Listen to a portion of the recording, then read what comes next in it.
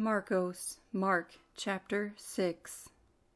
And he went away from there and came to his own country, and his Talmudim followed him.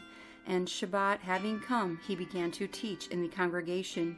And many who heard were astonished, saying, Where did he get all this? And what wisdom is this which is given to him, that such miracles are done through his hands? Is this not the carpenter, the bane of Miriam, and brother of Yaakov, and Yosef, and Yehudah, and Shimon? And are not his sisters here with us? And they stumbled in him.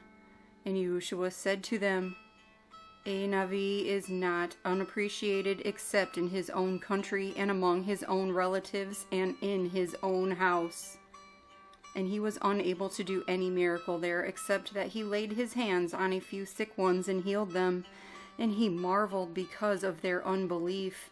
And he was going around among the villages teaching. And he called the 12 near, and began to send them out 2 by 2, and gave them authority over unclean spirits. And he instructed them to take naught for the journey except a staff, no bag, no bread, no copper in their money belts, but to wear sandals, and not to wear 2 undergarments.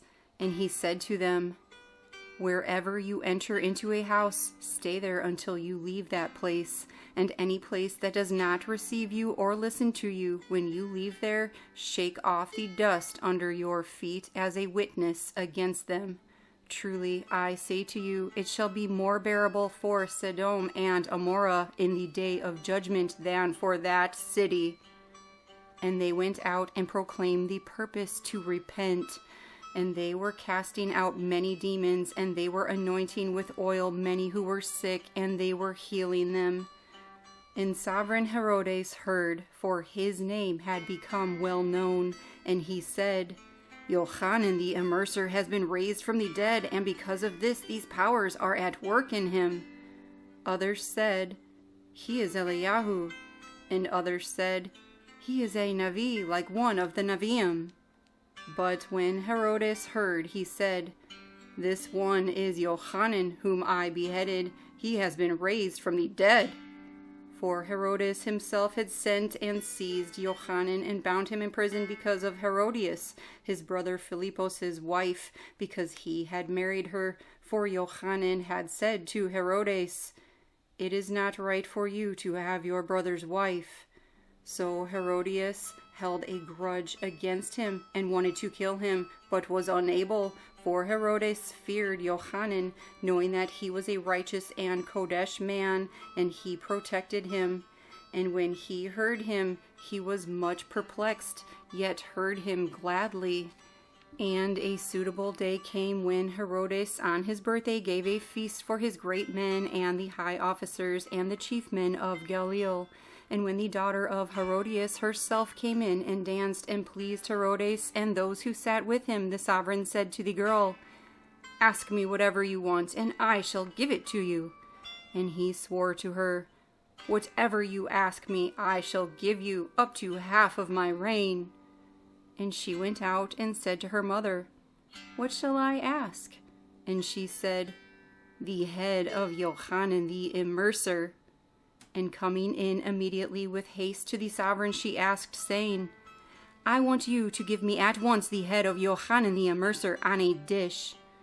And the sovereign, becoming deeply grieved because of the oaths and because of those who sat with him, did not want to refuse her. And the sovereign straightway sent an executioner and commanded his head to be brought. And he went and beheaded him in prison, and brought his head on a dish and gave it to the girl. And the girl gave it to her mother. And when his Talmudim heard of it, they came and took away his dead body and laid it in a tomb. And the emissaries gathered to Yahusha and reported to him all, both what they had done and what they had taught. And he said to them, Come aside by yourselves to a lonely place and rest a little. For there were many coming and going, and they did not even have time to eat. And they went away to a lonely place in the boat by themselves. But they saw them going, and many recognized him, and ran there on foot from all the cities, and came before them, and came together to him. And having gone out, Yahushua saw a large crowd, and was moved with compassion for them, because they were like sheep not having a shepherd. And he began to teach them much. And as the hour grew late, his talmidim came to him and said, "This is a lonely place, and now the hour is late. Send them away so that they go into the surrounding country and villages and buy themselves bread, since they have naught to eat."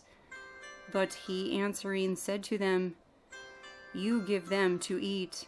And they said to him, "Should we go and buy 200 silver pieces worth of bread and give them to eat?" Then he said to them, "How many loaves do you have? Go and see." And when they found out, they said, 5 and 2 fish. And he ordered them to make them all sit down in groups on the green grass. And they sat down in groups, in hundreds and in 50s. And taking the 5 loaves and the 2 fish, looking up to the Shemayim, he barach, and broke the loaves, and gave them to his talmidim to put before them. And the 2 fish he divided among them all. And all ate and were satisfied. And they picked up 12 baskets filled with pieces, also from the fish. Now those who ate the loaves were about 5,000 men. And immediately he made his talmidim enter into the boat, and to go before him to the other side, to Beth-Zaida, while he was dismissing the crowd. And having sent them away, he went away to the mountain to pray. And when evening came, the boat was in the middle of the sea, and he was alone on the land. And seeing them straining at rowing, for the wind was against them, at about the 4th watch of the night, he came to them walking on the sea, and intended to pass them by. And when they saw him walking on the sea, they thought it was a phantom, and cried out, for they all saw him and were troubled. And immediately he spoke to them and said to them, "Take courage, it is I, do not be afraid."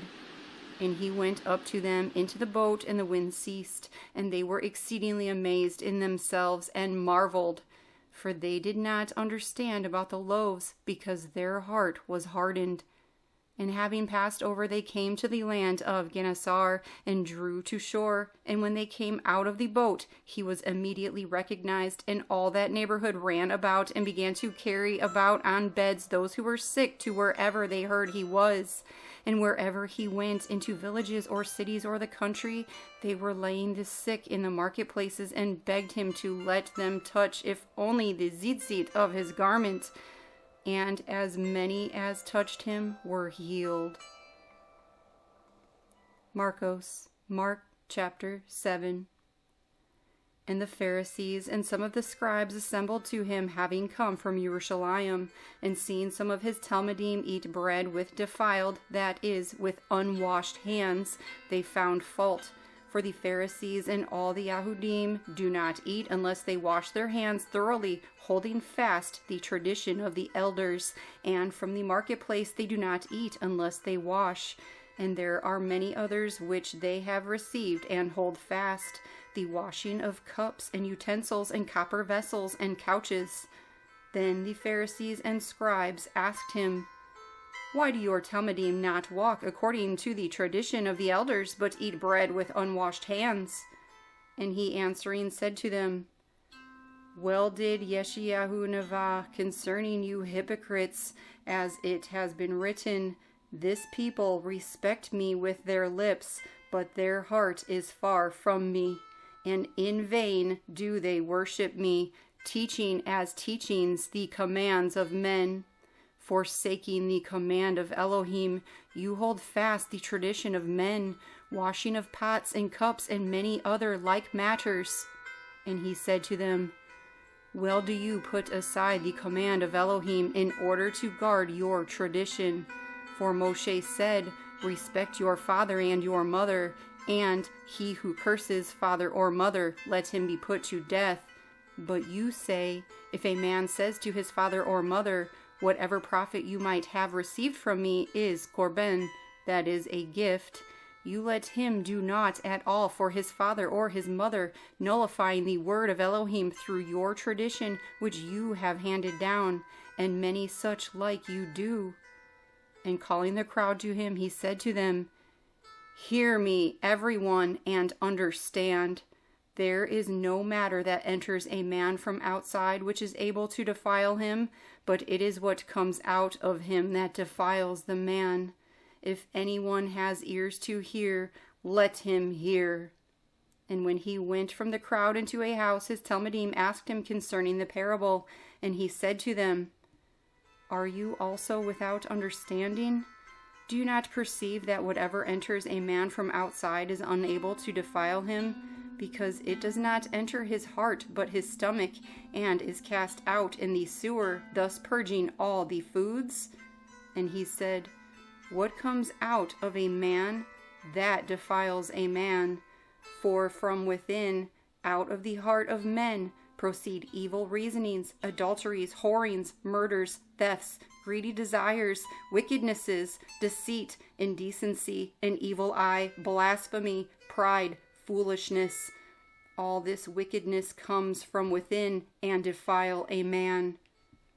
And rising up from there, he went to the borders of Zor and Zidon, and entering into a house, he wanted no one to know it, but it was impossible to be hidden. For a woman whose young daughter had an unclean spirit heard about him, and she came and fell at his feet. Now the woman was a Yahwanite, a Syrophoenician by birth, and she kept asking him to cast the demon out of her daughter. And Yahushua said to her, "Let the children be satisfied first, for it is not good to take the children's bread and throw it to the little dogs." But she answering said to him, "Yes, Adonai, for even the little dogs under the table eat from the children's crumbs." And he said to her, "Because of this word, go, the demon has gone out of your daughter." And having come into her house, she found the demon gone out, and her daughter lying on the bed. And again, going out from the borders of Zor and Zidon, he came to the Sea of Galilee, through the midst of the borders of Decapolis. And they brought him one who was deaf and spoke with difficulty, and they begged him to lay his hand upon him. And taking him away from the crowd, he put his fingers in his ears, and having spit, he touched his tongue. And looking up to the Shemayim, he sighed and said to him, "Ephatha," that is, "Be opened." And immediately his ears were opened, and the binding of his tongue was loosed, and he was speaking plainly. And he ordered them that they should say it to no one, but the more he ordered them, the more they published it. And they were immeasurably astonished, saying, "He has done all well. He makes even the deaf to hear and the dumb to speak."